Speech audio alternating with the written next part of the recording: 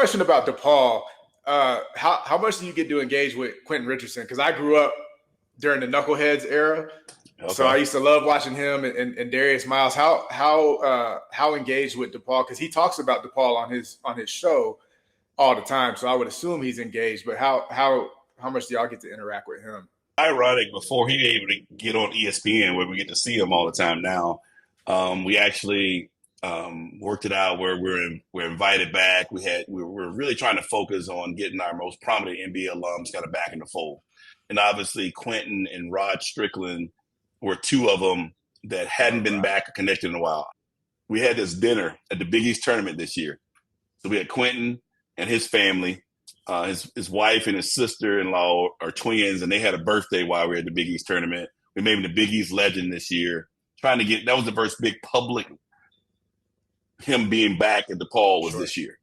And, it was great because we had all those guys at dinner that night. So it was Rod, Quentin, Terry Cummins, Dave Corzine, Malik Murray. Really just a shout out to him and his family. He had just passed away at, basically 50 years old.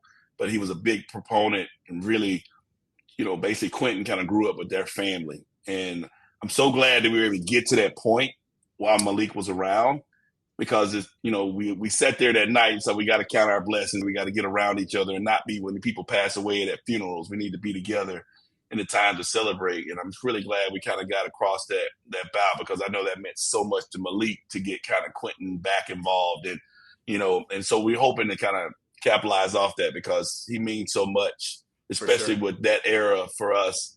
We haven't been to tournaments since 2004. So we look at, those late 90s, early 2000s, that group is kind of the last kind of the fun group that people see successful. But seeing Quentin and Bobby Simmons, who's here locally here, and those guys, what they do, we're trying to get guys more involved. And so, Quentin now being out there on ESPN for us, being a voice in every show, you see the background picture.